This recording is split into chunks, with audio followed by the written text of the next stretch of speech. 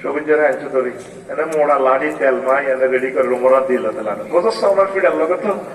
শতাব্দী যত দেড়শো তো দায় তো কত কোনো কথা আছে না আমরা তো মারিয়া নেবেন আর কই লাভ কিটা আচ্ছা বস্তা আর তত হলো জিজ্ঞাসা আমার পাহাড় একটা সুন্দর নাম রাখছিনি আর নামরা এত জন টুটু টুলে রায় দিছে আর আরবা বিয়ে করছে যে ফেনুয়া স্কুল দায়ী ও বন্যা মাই এর দায়ী বিয়ে করছে আর পাহাড়ে কত এই যে হে ওমর আমিরুল মোমিনিন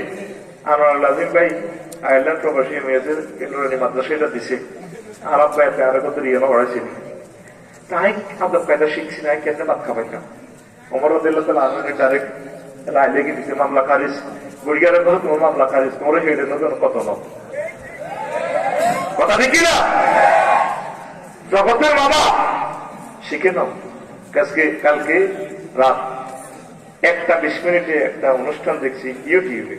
3-4 মিনিটে চিত্রনায়িকা পপি আসে মাগো পরশু আমি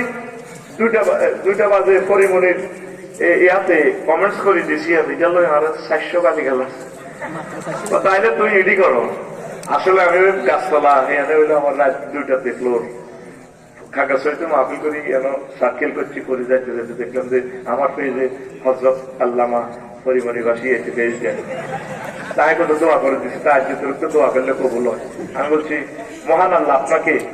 দিনের জন্য কবুল করুন আয় কমেন্টস নিয়ে তোরা আরো গালি গালাজ করছ কাল্য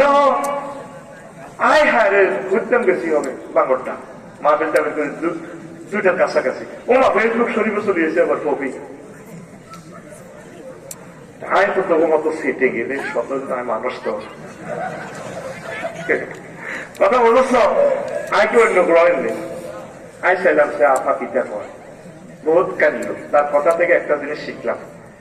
আমার মা বাবা ইচ্ছে করলে আমাকে হাফেজ কোরআন বানাতে পারত আমাকে ডাক্তার ইঞ্জিনিয়ার বানাতে পারত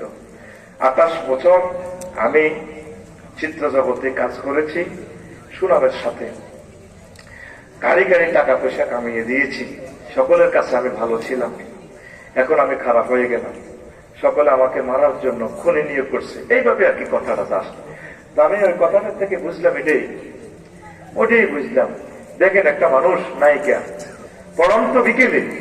তারও কলবে মিস কল এসেছে না আমি যা করেছি আসলে ভালো করি নাই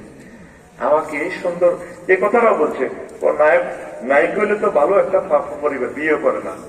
এই যে আমি প্রত্যেক ওয়াজেতে বলি নায়িকা বোনদের জন্য তোরা তো মনে করো বোধহয় মিয়া বা ইসলামী করে কারণ ওরাও তো আমার কাস্টমার এক তাসলিমে বিয়ে করতাম কই আয় এনায়তুল্লাহ আব্বাসী ভাই তারও জুতা দিয়ে ওঠানোর দরকার